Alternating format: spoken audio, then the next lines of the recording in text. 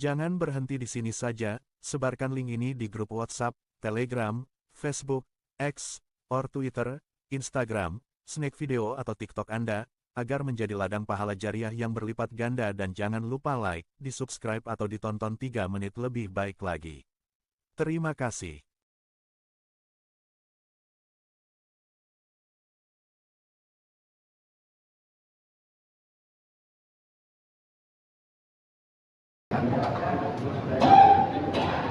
Assalamualaikum warahmatullahi wabarakatuh. Waalaikumsalam warahmatullahi Allahumma sholli ala sayyidina Muhammad wasfil zalimin zalimin. Allahumma sholli ala sayyidina Muhammad wasfil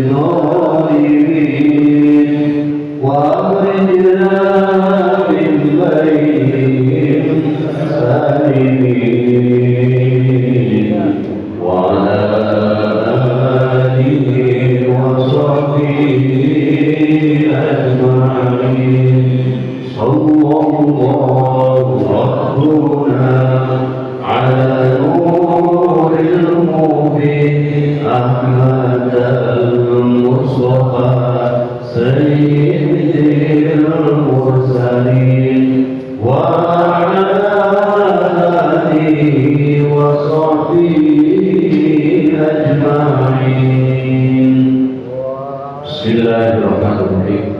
Alhamdulillahirabbil Salatu wassalamu ala sayyidina Muhammad wa alihi washabbihi ajma'in. Asyhadu an la ilaha illallah wa asyhadu anna Muhammadan abduhu wa rasuluh. La nabiyya ba'da. Allahumma shalli wa sallim ala nabiyyina Muhammadin wa ala alihi washabbihi ajma'in.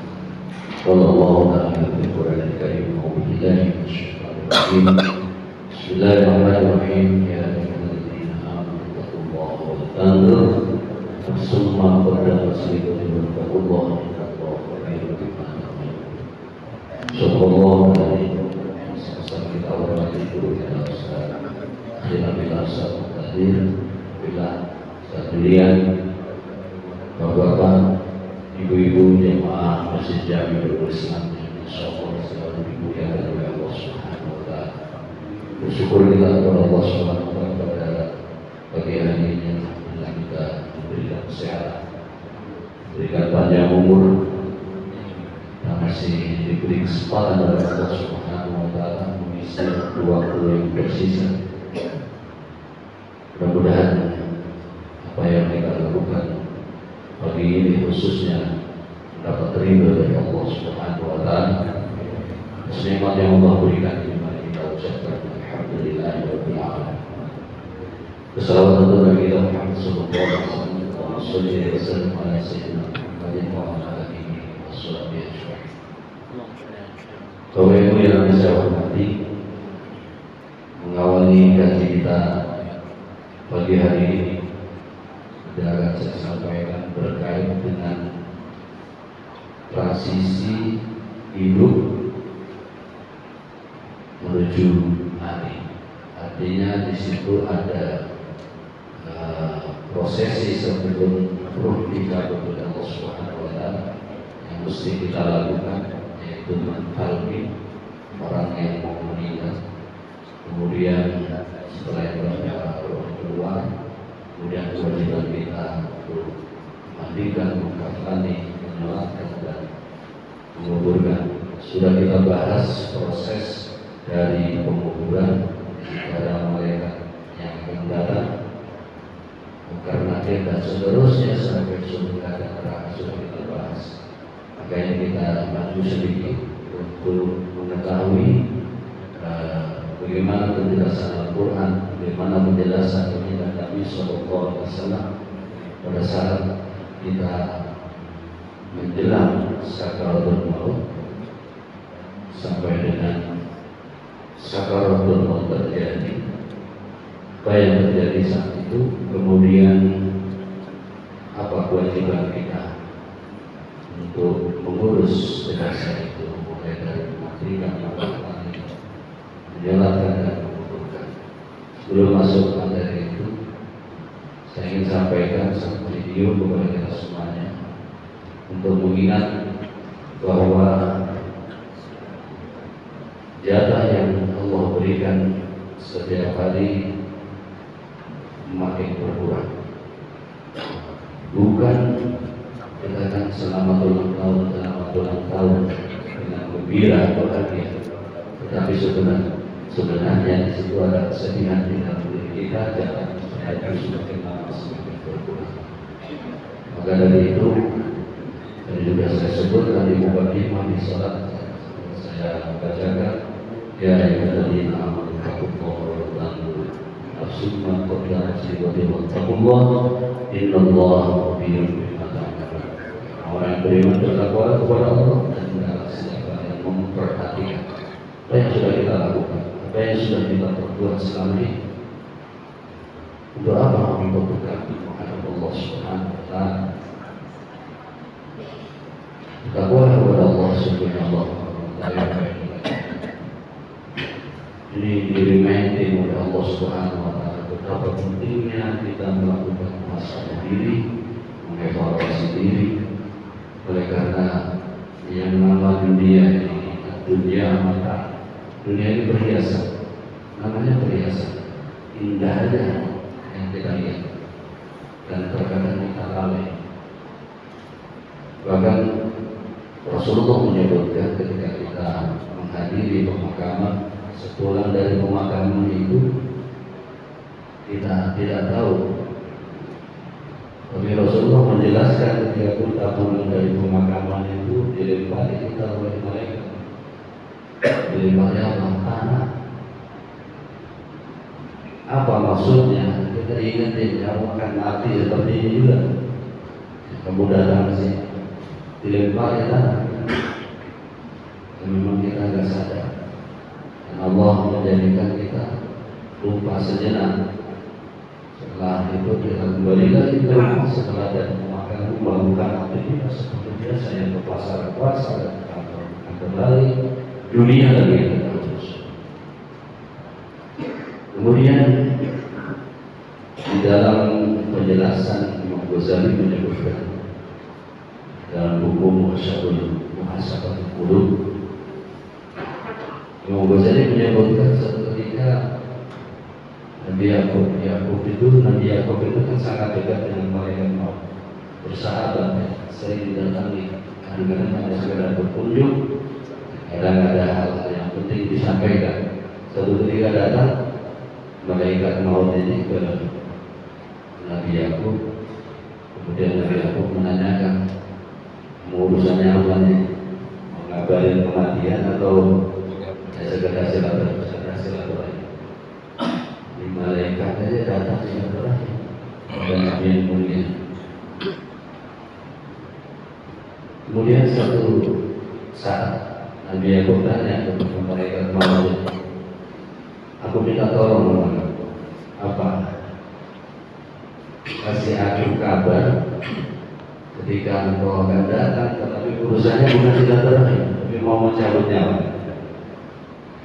Baik, paling tidak saya akan sampaikan 2 atau 3 kabar untuk supaya kau tahu bahwa aku untuk mencabut nyawa.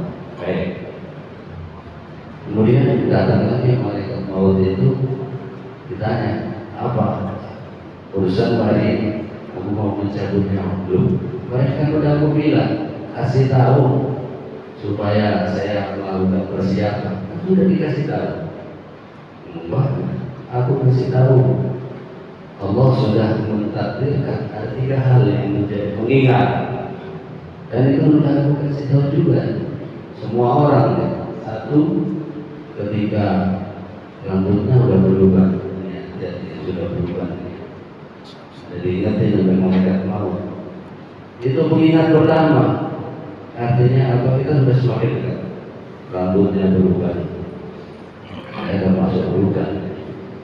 Kemudian yang kedua, ketika fisiknya sudah lemah, sakit-sakitan. Itu kabar yang kedua. Dan yang kabar ketiganya, kata malaikat ini menyampaikan kepada Nabi Yakub, ketika badanmu tidak bisa menyanggah dirimu sendiri, kayaknya ada bongkok sakit, udah kecenderungannya bongkok. 3, udah aku kabarkan semua. Artinya apa? 3 ini sebagai pengingat kepada kita agar kita mawas diri, tahu diri lah. Kita ini udah tua, udah diingatkan oleh malaikat. Ya sebentar lagi kita menuju kematian. Itulah yang akan kita paparkan di sini, mudah-mudahan menjadi penyemangat kepada kita, bukan sebaliknya ketakutan melemahkan kita. Mau pasti akan datang, nggak usah takut. Udah takut nggak takut datang sendiri. Maka yang perlu kita lakukan, Allah mengingatkan kami dan bersiap. Kata Nabi, orang yang cerdas itu orang yang selalu mengingat mati dan menyiapkan bekal untuk mati. Mudah-mudahan kita termasuk orang yang cerdas yang diingatkan oleh baginda Nabi SAW agar melakukan kebaikan di dunia ini. Insyaallah iman kita sudah ada semuanya dan kita sama-sama meyakini dengan iman itu, maka insyaallah kita akan berkumpul di surga Allah Subhanahu wa taala.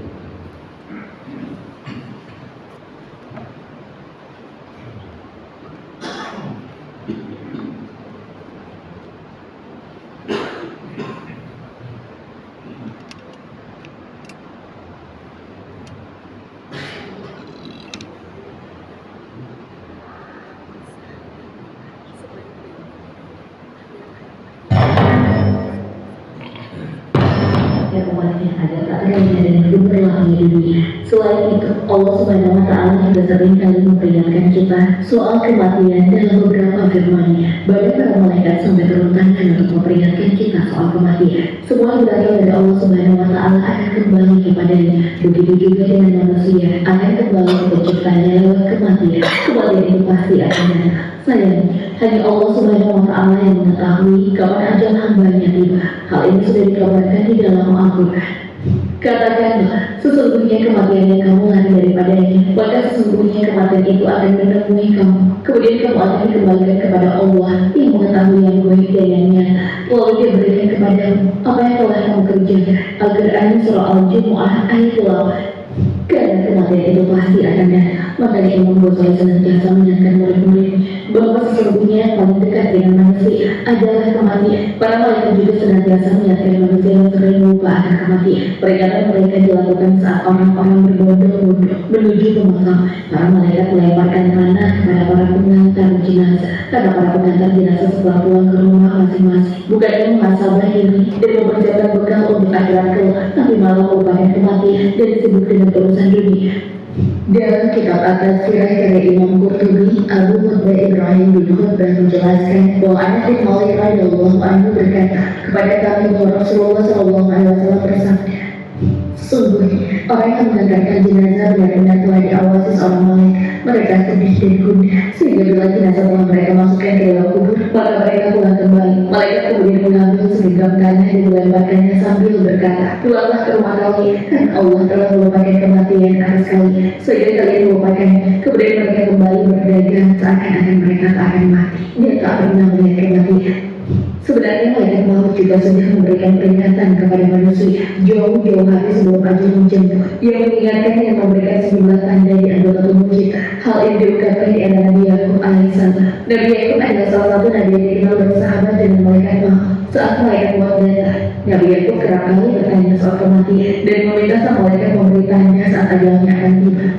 Imam Ghazali dalam kitab Mukasyaful Qulub menjelaskan bahwa saat itu malaikat maut mendatangi Nabi Yakub. Lalu beliau bertanya, wahai malaikat maut, engkau datang kembali untuk bertamu atau menjadi rumahku? Malaikat itu menjawab, aku hanya datang untuk bertamu. Kemudian Nabi Yakub membalas, saya tahu bahwa pekerjaanmu adalah mencabut nyawa manusia, tapi alangkah lebih bagusnya lagi jika sebelumnya engkau berisyarat kepadaku sebelum engkau mencabut nyawaku nanti. Malaikat maut pun menjawab, baiklah, kelak akan mengirim kepadamu 2 atau 3 syarat. Kalau setelah pertemuan itu malaikat maut kembali menemui Nabi Yakub. Tentu saja beliau kembali penasaran tujuan kedatangan sang malaikat. Apakah tujuannya masih sama saat terakhir berkunjung atau telah berubah? Nabi Yakub pun bertanya, apa tujuan kedatangan kali ini? Apakah hanya bertamu seperti biasanya? Kalau malaikat maut menjawab, tidak, aku akan mencabut nyawamu. Jawaban tersebut langsung membuat Nabi Yakub kaget karena selama ini ia merasa tak ada tanda-tanda kematian yang dialaminya. Beliau berkata, bukankah dulu aku pernah berpesan padamu untuk mengingatkanku terlebih dahulu sebelum kau mencabut nyawaku? Malaikat maut melakukan pembelaan. Sebenarnya aku sudah mengirimkan kepadamu isyarat yang kau tunggu-tunggu. Bukan hanya 1 maka 3 sekaligus. 3 isyarat itu ternyata ada di tubuh Nabi Yakub. Hanya saja beliau tak sadar. Malaikat maut mencoba menjelaskan satu persatu. Pertama, tubuhnya sudah banyak memutih. Kedua, tubuhnya mulai rapuh atau mudah lelah dan sakit-sakit. Yang ketiga adalah badanmu tak sanggup lagi untuk menolongmu. Aku sudah membunuh. Itulah isyarat yang telah kukirimkan kepadamu dan juga kepada semua manusia keturunan Adam sebelum aku mencabut nyawa mereka. Ternyata para malaikat mengingatkan manusia lewat berbagai cara. Kita yang biasanya tak sadar akan hal itu. Saking jarangnya manusia mengingat kematian, sampai-sampai Rasulullah SAW memberikan gelar sebagai orang cerdas kepada orang-orang yang senantiasa mengingatnya. Umar bin Khattab pernah berkata, bersama 10 orang aku menemui Nabi SAW. Lalu seseorang di antara mereka bertanya, siapa orang paling cerdas dan mulia wahai Rasulullah? Nabi menjawab, orang yang paling banyak mengingat kematian dan paling siap menghadapinya. Mereka itulah yang cerdas. Mereka pergi dengan membawa kemuliaan di dunia dan kehormatan akhirat. Hadis riwayat Ibnu Majah. Rasulullah SAW juga memberikan tips agar jangan sampai terlena dengan dunia dan selalu waspada akan datangnya ajal. Beliau menganjurkan untuk melakukan ziarah kubur, walaupun kegiatan ini sebenarnya pernah dilarang, tapi akhirnya dibolehkan. Beliau bersabda, sebelumnya aku pernah melarang kalian ziarah kubur, tetapi sekarang lakukan, sebab ziarah kubur dapat mengingatkan pada kehidupan akhirat.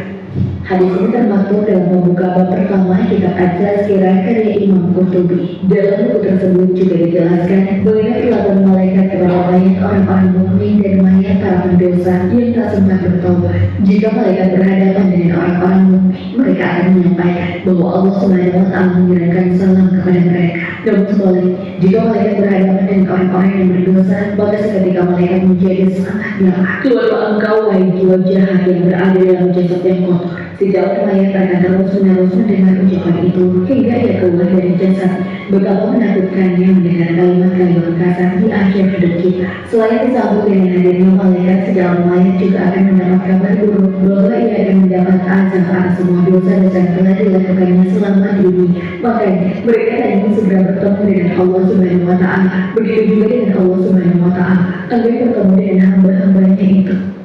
Saat mencabut nyawa kedua jenis manusia itu, malaikat menampakkan rupa yang berbeda. Saat mencabut nyawa orang mukmin, malaikat akan muncul dengan wajah yang rupawan, dengan pakaian yang indah dan teraroma. Intinya, mereka akan datang dengan penampilan yang indah. Saat berbanding terbalik ketika mencabut nyawa para pendosa, mereka akan tampil sebagai seorang manusia berkulit hitam. Kedua kakinya di bumi dan kepalanya di langit, dan setiap rambutnya mengandung nyala api. Kedua jenis tampilan malaikat ini pernah diperlihatkan kepada Nabi Ibrahim alaihissalam. Ketika ajal tiba, akan ada 4 malaikat yang mencabut nyawa. Imam Ghazali dalam kitabnya Abdullah Al-Fakir menjelaskan bahwa keempat malaikat tersebut mencabut nyawa dengan cara yang berbeda-beda. Malaikat pertama menarik nyawa dari kaki kanan, malaikat kedua menarik nyawa dari kaki kiri, malaikat ketiga menarik diri dari tangan kanan, dan malaikat keempat menarik nyawa dari tangan kiri. Ada juga yang menyebut keempat malaikat ini adalah malaikat-malaikat yang membantu malaikat Israel mencabut nyawa. Bahkan sang hujjatul Islam juga menambahkan bahwa kadang-kadang sejalan mayat juga diperlihatkan alam malakut atau alam yang dihuni oleh para malaikat spiritual seperti para jin, malaikat termasuk iblis. Alam ini tak bisa diakses dengan panca indera yang dimiliki manusia. Sahabat beriman, peringatan akan datangnya kematian telah disampaikan oleh Allah Subhanahu wa Ta'ala. Rasulullah Shallallahu Alaihi Wasallam bahkan sampai para malaikat juga terutama. Mereka mengingatkan dengan berbagai cara, seperti menurunkan tanda kepada manusia lewat ubah. Bahkan mereka sampai melempari manusia dengan tanah. Karena setelah dari pemakaman, orang-orang tersebut bukannya meningkatkan ibadah, tapi malah kembali sibuk mengejar kejayaan di dunia. Betapa menakutkannya kematian dan proses setelah sampai harus diingatkan oleh Nabi, Sang Pencipta, dan para malaikat. Jadi sudahkah kamu mengingat kematian hari ini? Allahu a'lam bishawab. Assalamualaikum warahmatullahi wabarakatuh.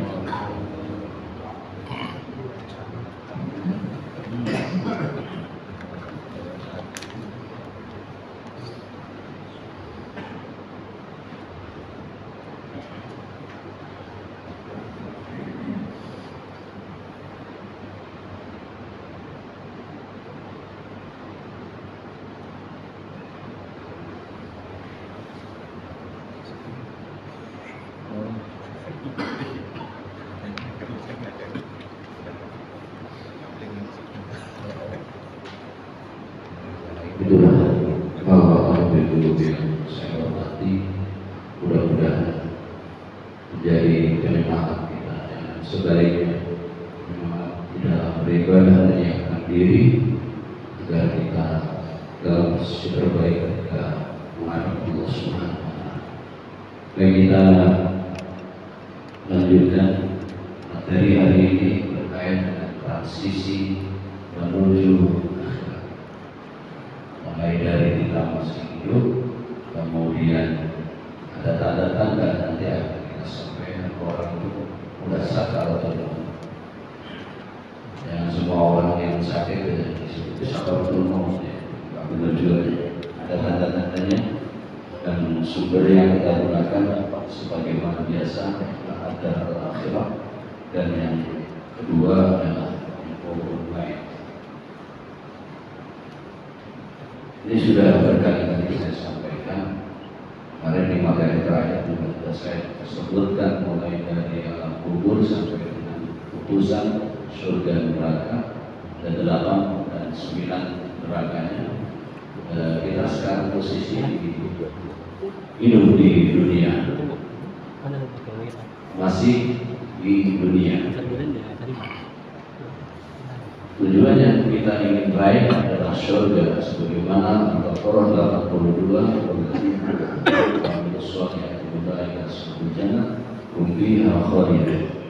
orang-orang yang beriman mengerjakan amal soleh itu yang nanti akan masuk surga.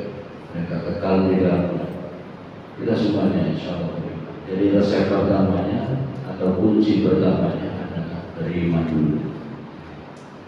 Tidak akan masuk surga orang yang mengerjakan amal solehnya amat sangat bagus, tetapi imannya tidak ada, sia-sia, pasti neraka. Sebaliknya kalau ada iman, nah ini baru dilihat amal solehnya di mana.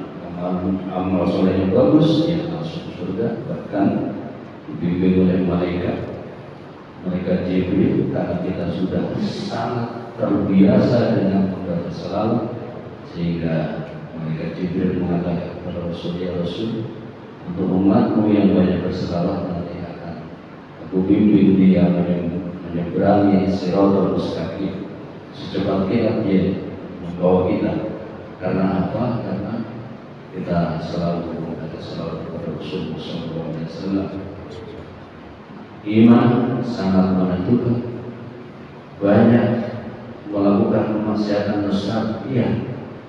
Banyak melakukan kemaksiatan, tetap pada akhirnya itu nanti ujung-ujungnya di surga. Apalagi yang tidak pernah melakukan kemaksiatan, tapi tidak ada. Yang namanya manusia, waktu kalau insan untuk manusia diciptakan dalam keadaan lemah. Kita ini lemah, gampang digoda oleh setan, gampang digoda dengan kemewahan dunia. Maka kita harus menyadari betul dunia mata perhiasan, namanya perhiasan. Jadi yang kita tuju jannah, dan resep pertamanya atau kunci pertamanya adalah aman tadi itu, iman. Mari kita jaga iman kita, ekstrimnya jangan sampai berpindah akidah. Tetapkan kita dalam keadaan dinul Islam.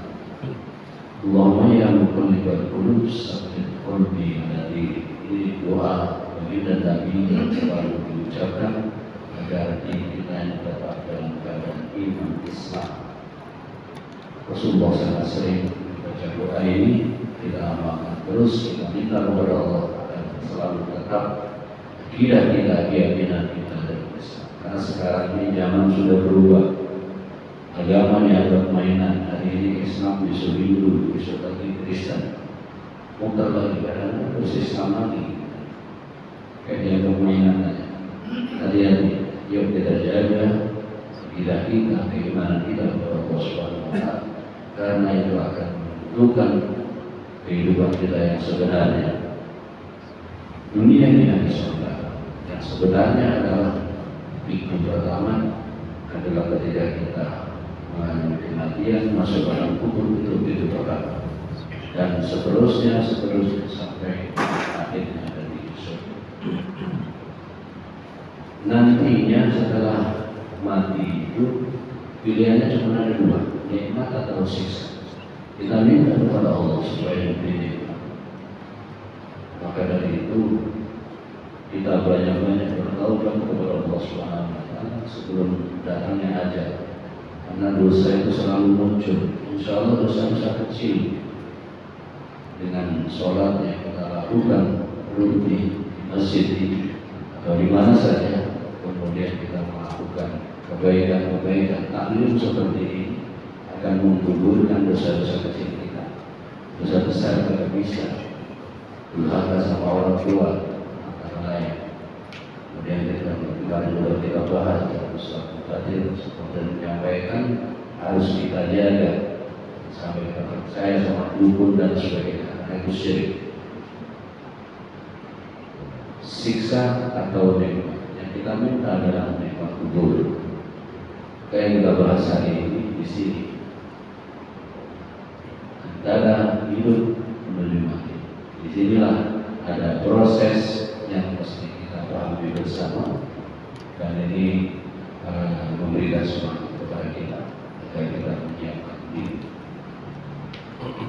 Apa yang harus dilakukan terhadap orang yang mau meninggal? Orang yang mau meninggal itu memerlukan bantuan dari kita. Apa bantuan yang harus kita lakukan? Mentalkinkan.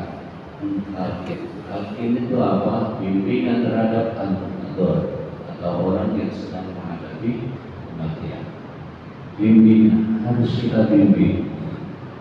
Orang yang mau meninggal, orang yang sakaratul maut itu harus dibimbing, jangan dilepas, jangan ditinggalkan, Pak. sakit ya udah paling nanti mati. Jangan begitu. Dia perlu bimbingan dari kita semuanya. Saat aja seorang telah dekat malaikat maut beserta kolega-koleganya datang. Jadi malaikat maut tidak sendirian, dibantu oleh malaikat-malaikat yang lain.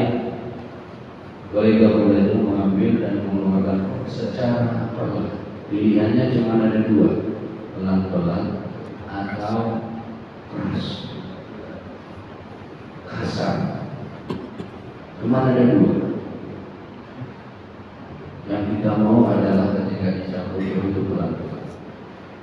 Karena apa? Ruh dengan jasad yang sekarang ini masih menyatu kita semua.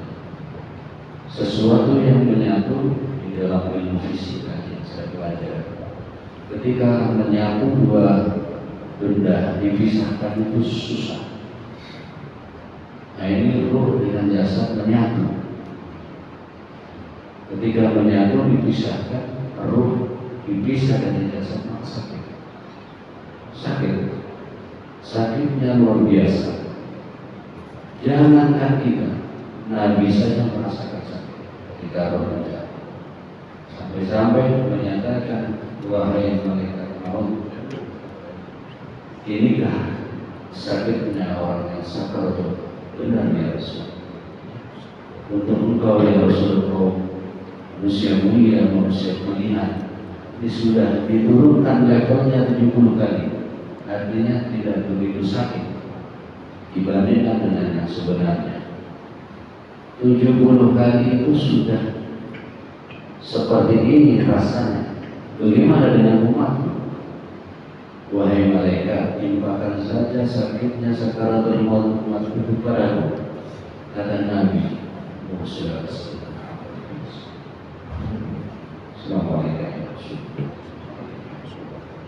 Begitu cintanya Rasulullah kepada kita, sampai-sampai sakitnya sakaratul maut diambil dari kita. Jadi kita sakaratul maut itu sudah berkurang, dikurangi oleh Rasulullah SAW minta kepada Allah, malaikat cabut nyawa supaya diambil sakitnya umat yang melakukan sakaratul maut. Jadi ada dua, perlahan atau kasar. Ini pilihan. Kabar ini disampaikan kepada kita semuanya jika kita memilih mau dicabut kasar atau mau dicabut perlahan. Logika yang waras adalah kita memilih dicabut secara perlahan-lahan.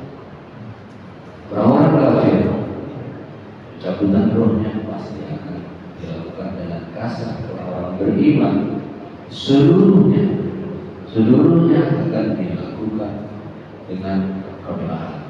Cuma level perlahannya beda-beda.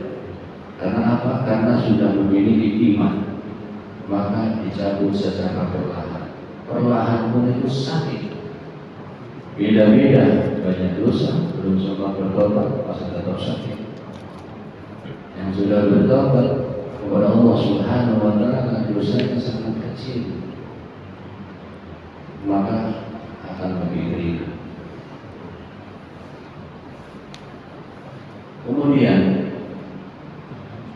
ruh itu dicabut dari ibu jari kaki, ibu jari dari bawah, ibu jari. Kemudian tadi disebutkan di video ada malaikat dari kanan, yang boleh dari kiri, ada yang kanan dan kiri.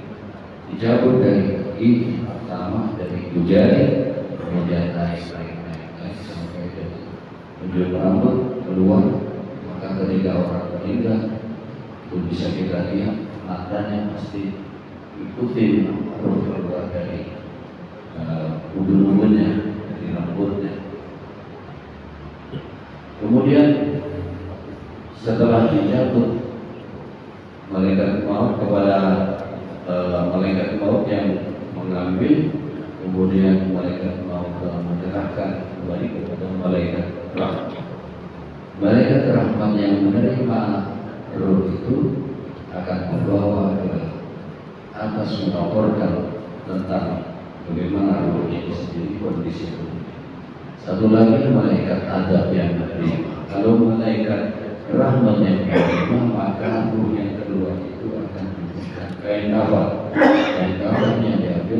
surga, dikasih pewangian dari surga. Aduh, dibawa naik ke atas, melintasi langit-langit, sehingga para malaikat bertanya-tanya, siapa itu? Siapa?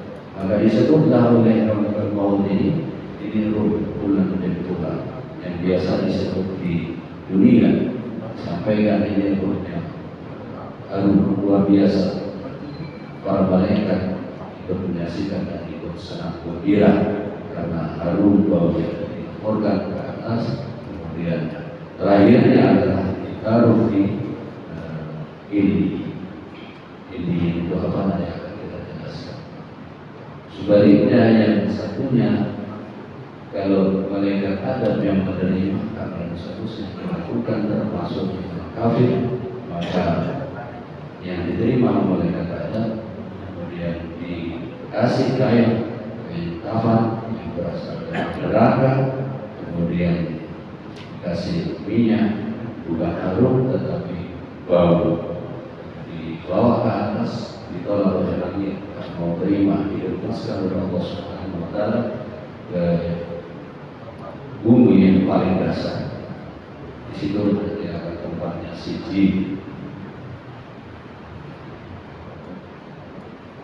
Saat syakar ada yang didatangi setan, mereka mengganggu pikiran. Intinya ketika kita sadar dalam waktu, setan tidak berhenti menggoda kita. Tidak berhenti menggoda, tujuannya supaya ada pindah keyakinan, supaya dia pindah bahwa akidah yang dia ikuti itu supaya berubah menjadi tidak mau berserah kepada Allah Subhanahu wa Ta'ala. Saya ingin sampaikan tahapan kematian orang kafir berdasarkan hadis Imam Ahmad dan yang lainnya. Pertama, kedatangan malaikat Adam. Ini orang kafir. Orang kafir pertama akan mendatangi malaikat Adam. Apa yang dilakukan? Malaikat turun dengan wajah hitam legam. Juga disampaikan di video, wajahnya hitam legam dan menakutkan. Duduk sejauh mata memandang, membawa kain kafan dan minyak dari neraka, bukan dari surga tetapi dari neraka, karena malaikat ada. Kemudian pencabutan nyawa kasar, yang kasar. Kita berlindung kepada Allah Subhanahu wa Ta'ala agar tidak terjadi ini pada kita. Maka mau duduk di dekat kepala dan membentang, wahai jiwa yang kotor, dibentang oleh malaikat, keluarlah kepada murka Allah, berbicara dengan kasar menyebabkan kurang sahabatnya terputus. Kemudian yang berikutnya penolakan oleh langit. Di langit tidak mau terima orang-orang yang melakukan kemaksiatan, orang yang berharga kepada Allah Subhanahu wa Ta'ala, tidak menyembah Allah. Ruh yang berbau busuk tersebut dibungkus dengan kekuatan dari neraka. Saat dibawa naik ke langit, ditutup untuk mereka dan tidak pernah berjumpa, tidak pernah terbuka. Kemudian akhirnya ada di siji. Siji itu apa? Ruh dilepaskan ke tempat yang lain. Sudah saya sebutkan. Siji di tempatnya orang-orang yang melakukan kemaksiatan. Berikutnya penjelasan tentang siji. Siji itu apa? Siji adalah istilah Islam yang merujuk pada kitab catatan alam buruk dalam atau tempat di dasar neraka, bumi ketujuh. Jadi siji itu adalah bumi yang ketujuh bagi orang-orang yang durhaka, kafir dan pendusta terhadap hari balasan. Percaya dengan adanya hari balasan, hari kiamat yang percaya. Disebutkan dalam surah Al-Tawfiq ayat 7 dan 9, sijin adalah lawan dari ini, catatan amal yang baik. Makna dan sinonim sijin. Kitab catatan amal buruk. Sijin adalah buku yang mencatat segala perbuatan maksiat, fitnah dan gosip yang hidup di dunia. Tempat roh jahat. Menurut tafsir, sijin adalah tempat berkumpulnya roh-roh orang kafir atau yang berkafir. Allah Subhanahu wa taala adalah di bumi Bangkok, di bumi yang sektor 7. Siksaan atau penjara, si jin sering dimaknai sebagai penjara, siksaan yang keras atau yang sulit dirasakan rakyat. Di dalam Al-Quran surah Al-Mutaffifin ayat 7, Allah menyebutkan Bismillahirrahmanirrahim, kalla inna kitabal fujjar inna kitab kalla inna kitabal fujjari fi sijjin. Sekali-kali jangan, sesungguhnya catatan amal-amal yang durhaka benar-benar tersimpan di dalam sijjin. Ayat 8-nya Al-Mutaffifin menyebutkan bahwa adroka ma sijjin. Tahukah engkau apakah sijjin itu? Ayat 9-nya menyampaikan kitabun makhluk, yakni catatan atau kitab yang berisi amal-amal kita. Secara ringkas, sijjin digambarkan sebagai tempat yang sangat sempit dan buruk. Nanti akan kita bahas selanjutnya sudah masuk. Jadi kita akan membicarakan tentang sebagian orang mukmin. Jadi ini belum sampai ke pokok materinya tentang talqin sendiri. Kemudian nanti akan kita sampaikan di kemudian adalah. Dan yang jelas pelajarannya yang sekarang dapat kita peroleh adalah ada orang yang meninggal dalam keadaan buruk, maka ujung-ujungnya tempat dari ruh itu ada di sijjin. Saya kira itu dulu, karena kita selalu dalam posisi terbaik. Mari kita jaga hidup kita agar tetap dalam keadaan hidup Islam, melakukan berbagai kebaikan yang ada di dunia ini sebagai bekal kita menghadap Allah Subhanahu wa taala yang datangnya kapan kita tidak tahu, hanya Allah yang tahu. Pada itu kita mohon kepada Allah Subhanahu wa taala agar meninggalkan dalam keadaan husnul khatimah. Al-Fatihah.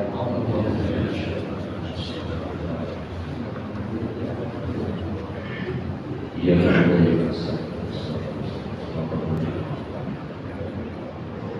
وقال يا كريم وخلنا يا رحيم الراحمين اللهم بحق الفاتحة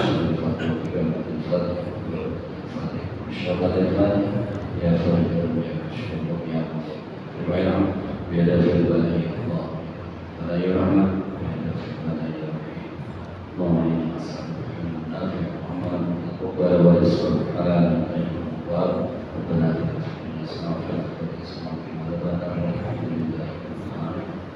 سبحان الله وبحمده أشهد أن لا إله إلا أنت أستغفرك وأتوب إليك. السلام عليكم ورحمة الله وبركاته.